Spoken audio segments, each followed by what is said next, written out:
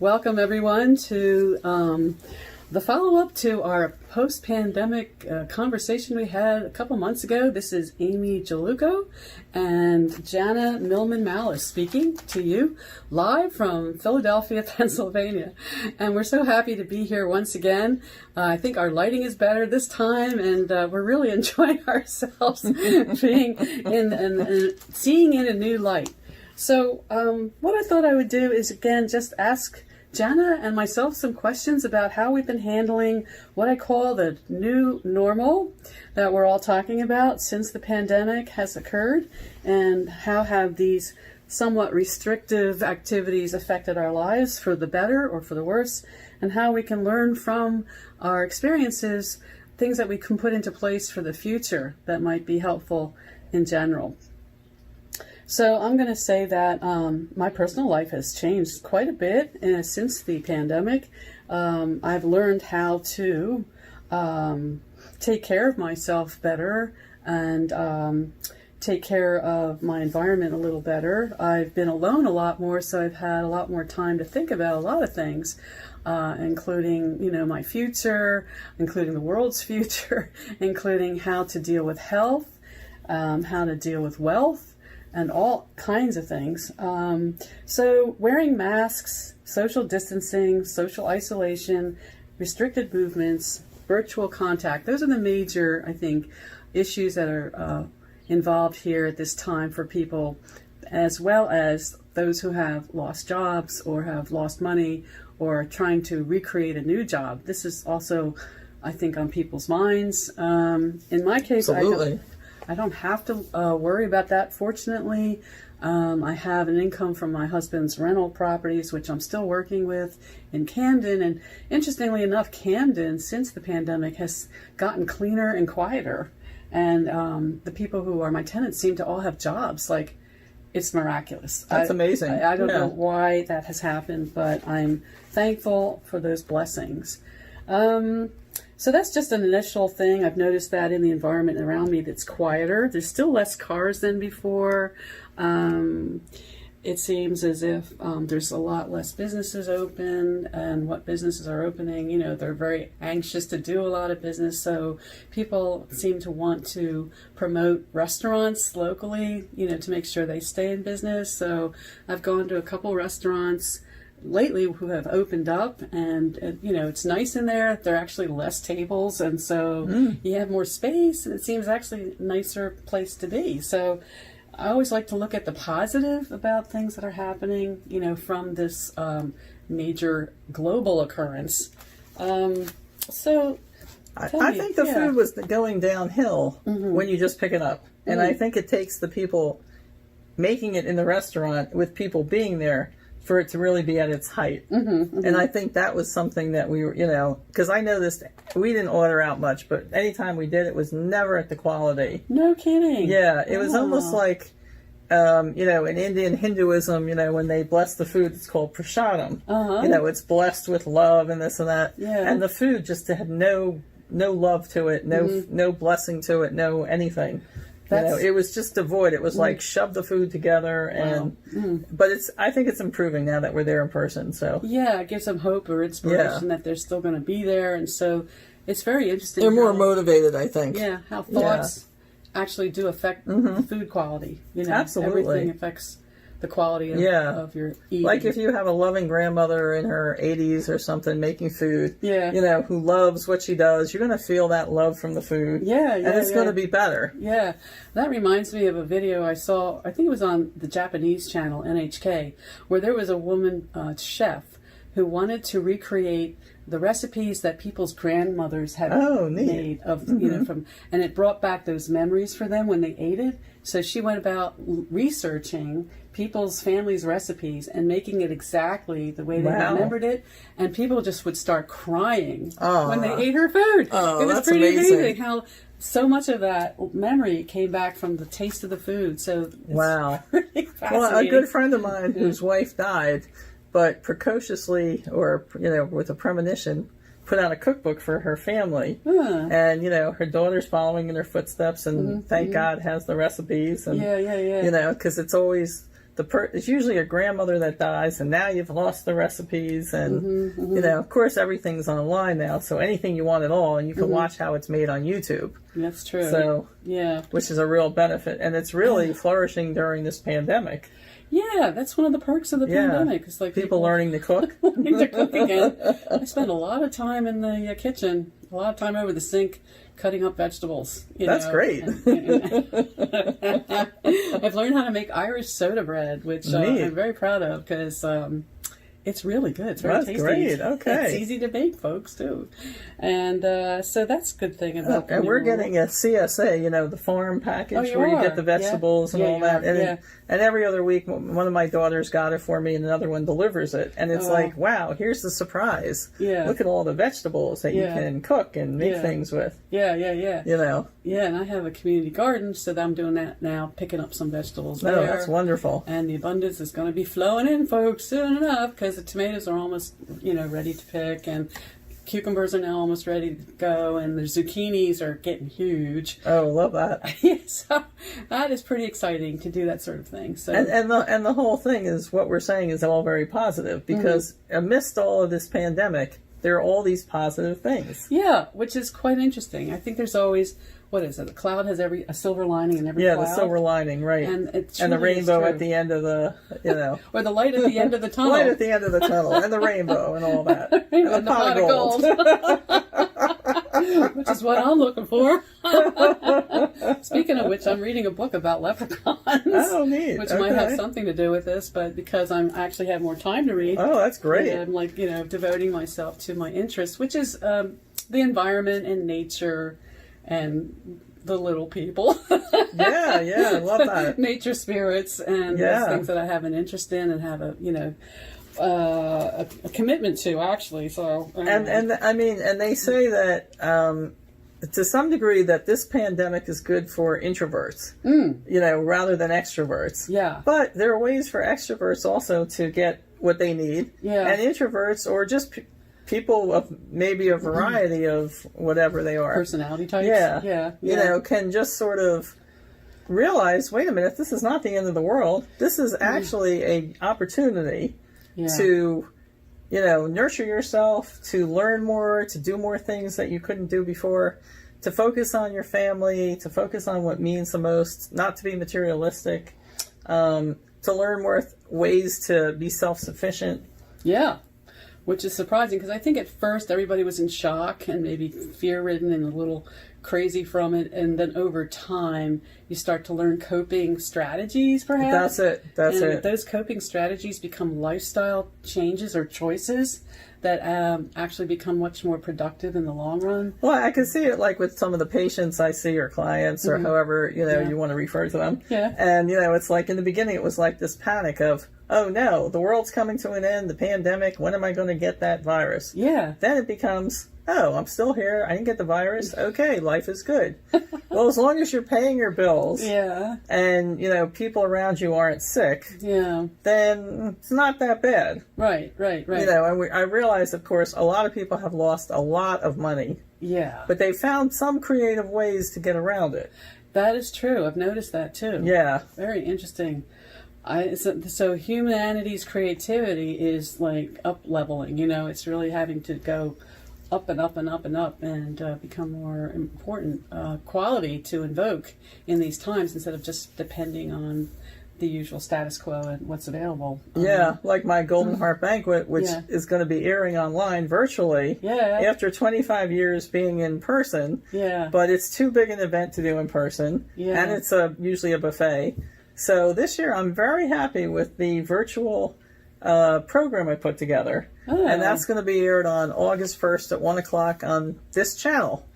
Maybe you could talk a little bit about that, just to tell people what it is. Like, what is the Golden Heart Banquet? Golden Heart Banquet started about 25 years ago, and it was an effort to give awards to people in the community, the unsung heroes.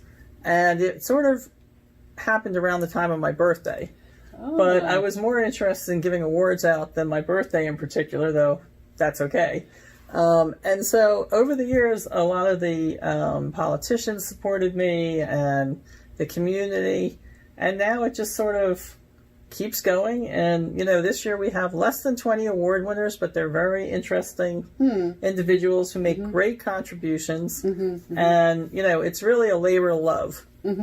So a lot of these people are not really well known. Right? Not well known at all. Yeah, but they're still contributing so much. Yeah, to wonderful people. society. Teachers. I've observed many of the people who are getting awards, and there's about 3 posthumous awards really? that are being given. Oh, they passed away. Yeah. Aw. Yeah, so C.B. Kimmons, who was a big activist against drugs, and Clifton Lowery, who was the father of Vanessa Brown, the state rep, who was a police officer, but amazing man. And there was one more. It was Reverend Curtis Moore, who was a maintenance man at a nursing home. And he also was a reverend on the side. Oh my gosh. And he brought such love to everyone, to the residents, to the staff. I mean, you just saw him and he was like a saint, as they are describing John Lewis today, who I believe is a saint. But the man was a similar idea. I feel it. When you're talking about him, I can almost feel it. Yeah. It's really interesting. Yeah, you can feel it. I can feel him. Like, And I mean, he just gave such love that, after he passed, I said to his nieces, I think it was, I'm not sure, or cousins or something, I said, we have to honor him. That is a great man. Yeah, yeah. And so they're delighted, and people are thanking me for doing this, and I am compelled to do it. Whether anyone participated or not, it would be done. Yeah. Because I love to honor people, whether they're alive or whether they passed. Yeah, I think that's the idea of honoring people seems to be something that we're doing in a way, like honoring the caregivers and the heroes on the frontliners, the health community. And so that whole idea of honoring is kind of being brought back into the public idea and public domain, and I think it needs to be expressed in all areas of life too, as well. It's like you're doing, because that seems to make it better for everyone to feel like we're all heroes in a way. We're all exactly. We all should be honored for what we're doing and how we're taking care of ourselves and each other, and so it's a good thing. Yeah, it's a and normally, instead of just honoring the nurses, which I think are heroes, I'm honoring the teachers of the nursing staff. Yeah. The Roxborough School of Nursing, wonderful instructors. They help make the heroes. Yeah, if right. you don't have them, if that stops, we can't have heroes because nobody's teaching them. Right. So that's the other take on it. Oh yeah. Teachers are important, very important. And should be paid a lot more. Right, and I think, with the idea of whether kids are going to go back to school or not, I guess teachers and parents have such an appreciation of teachers now, and they're struggling. They're working at home, some of them, and they got kids home who are, in cyber school. And, so they probably appreciate how teachers can handle children and effectively teach them anyway, in spite of all the things they have to do to keep them focused, especially online and all of that. So I guess they're appreciating teachers more and more too. So I think the values maybe of our society will be more towards honoring people who really take care of each other, of children, of people in general, and who are educating us so that we can, continue the society in a heroic fashion. Yeah, and I mean, and the focus of even the drive-through, all the drive-through graduations and birthdays, it's like it's so precious to have that human contact. Yeah, that everybody drives by somebody's house. Yeah, and it's like I think it's a whole new value system of people are precious. Your family is precious. Yes. And, and you can't take it for granted because you can't be around them. So you're going out of your way in a monumental way to be around them. Yeah. People are precious. That's almost like a line you should put on a T-shirt or something. That's a great idea. Yeah. Yeah, maybe it'll be our logo. Yeah. People are precious. That's our battle cry. There we go. People are precious. We create as we go. Yeah. Amy and I have known each other a long time. We have a very flowing conversation. Yeah. Which is why we're together here talking to you. We're kind of winging it. Yeah. But we also want to know what you're interested in. Like if you want us to do a particular kind of video on any topic, just put it in the comment section and we will come up with it. Right, because we're still kind of a generalist right now, covering a lot of different topics casually, but there's so many topics we could go into deeply for people's benefits that we're very anxious to do that as well. So, yeah, do put your comments in on the bottom, and look forward to them. Yeah, absolutely. Yeah. One of the things we're thinking about in the going green kind of idea, which we both support, especially getting rid of plastic, is how do you budget your money? And, you know, I think you've all seen on YouTube $30 a week challenges, $50 a week challenges. So we may be doing one of those challenges in Amy's kitchen. So stay tuned for future $30 a week challenges, and we're going to show you how we cook the food, buy the food, and come up with a menu for anybody, even on a college budget, to make it in these days and times. That's a good idea. We want to give you practical advice.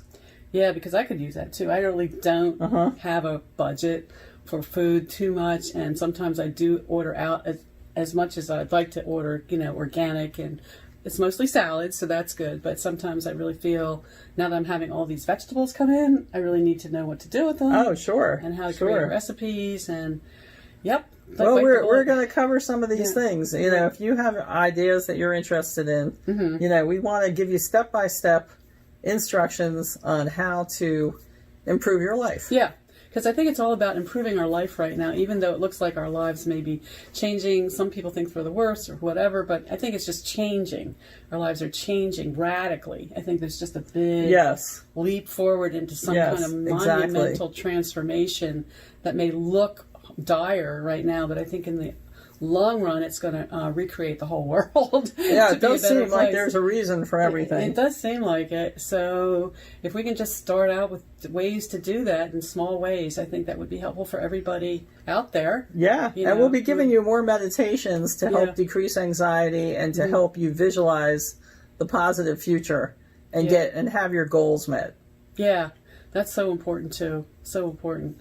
So I guess the thing with the environment, I guess, is something I wanted to mention, but also maybe self-care, just some points that I made about self-care that maybe other people also will just consider, like, you know, just simple things like eating more nourishing foods, getting your rest and sleep, getting sunlight and fresh air, because they say that helps with keeping the viruses at bay, you know, and keeping your immune system high.